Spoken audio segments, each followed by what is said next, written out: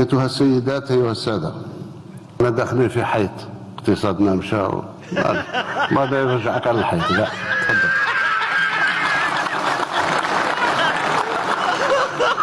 اقتصادنا راه في الحالة يعني السالمة والسليمة إن شاء الله. هذه بين قوسين اللي قالك الجزائر معزولة والرأس الأجنبي ما يحبهاش. 309 تبرز معالم العهد الاقتصادي الجديد بمؤشراته الإيجابية الواضحة والمؤكدة من طرف كل الهيئات المالية والاقتصادية الدولية وكل الهيئات الإفريقية قارية. وهذا وحده مؤشر يجاوب الناس اللي يشكوا في الاقتصاد الجزائري. وانا اعتقد اصبحنا احنا الدولة الاولى، اول واكبر دولة حاليا والوحيدة، والدولة الوحيدة لانتاج الانسولين. يا ويلي ويلي يا تبور يا تبور. انكار كبير وربي معناه يحسن العاقبه. اسمع رفيق، اللي معصوم من المحاسبه راهو مش بالضروره معصوم من الخطا. والخطا حتى كي تعمل انت خطا او عندك حصانه معناه اقل حاجه تتراجع. ما نحبش نقول كلمه اعتذار خاطر ماهيش في الليكسيك نتاع التقارير البوليسيه. وقتاش هالرمانه نفرقوه العلم تاع الانسولين والكاشف لداء السكري، واللي ما يعترفش فهو جاحد وحسود. ولو المرأة كيضحكوا علينا عيب تبون. لا تبهدل فينا قدام الجناس، ولينا مضحكة ولينا كلون. دوك يقولوا الجزائريين كل كيما كيسيتبون سلبيين ويبقوا سلبيين يعني ماهوش غاري في الجزائر باش يصيبوا علينا كذبه. والمثال راه قدامكم. واخويا الجزائري تحب تلعب ضد الكونغ؟ تبارك الله. الله يبارك فيك صحيت. داك شغلهم حنا الارقام تاعنا مراقبه قلت لكم بالمجهر. 5,630,000 7 ملايين 45 مليون كنا 4 ملايين 130 9 ملايين 130 أكثر من 4 ملايين. جاي مستثمر من ماليزيا باش يستثمر عندنا ما يقارب 20 مليار دولار.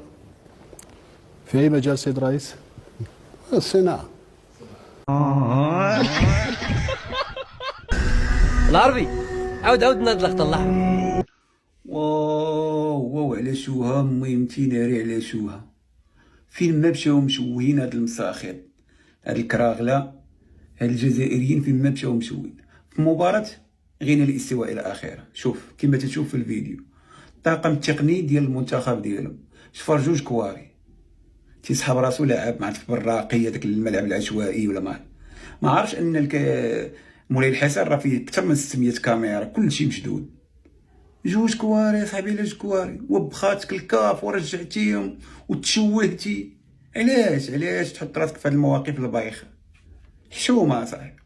ما خليتو زليش، ما خليتو قفطان، ما خليتو تاريخ، ما خليتو طنجيه، ما خليتو كسكسو، ما خليتو جلابيه.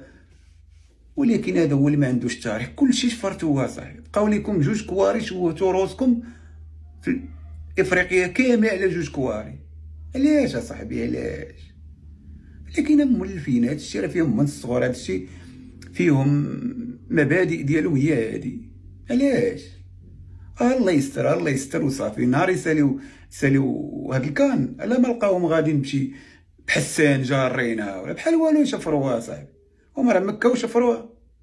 هذه راه فضيحة، هذه راه كارثة عظمى كروية عمرها وقعت في تاريخ كرة القدم. بعد نهاية المباراة بين المنتخب الجزائري وغينيا الاستوائية التي جرت على أرضية ملعب مولاي الحسن في الرباط مساء أمس الأربعاء، حدث ما لم يكن في الحسبان. المسؤولون عن تنظيم البطولة اكتشفوا حسب مصادر إعلامية أن هناك نقصا في عدد الكرات المخصصة للمباراة، فقد اختفت كرتان من بين 15 كرة، مما دفع الجهات المعنية إلى اتخاذ إجراءات عاجلة بما في ذلك تفقد كاميرات المراقبة المتوزعة في الملعب للبحث عن أي دلائل قد تفسر هذا الاختفاء الغير المبرر. والفضيحة الكبرى بعد مراجعة التسجيلات تبين أن الكاميرات التقطت أحد أفراد الطاقم الفني للمنتخب الجزائري وهو يأخذ الكرة أثناء الاستراحة بين الشوطين، بينما ظل مصير الكرة الثانية مجهولا رغم المحاولات المكثفة للعثور عليها. وفي تطور مفاجئ توجهت المنسقة الرسمية من الاتحاد الإفريقي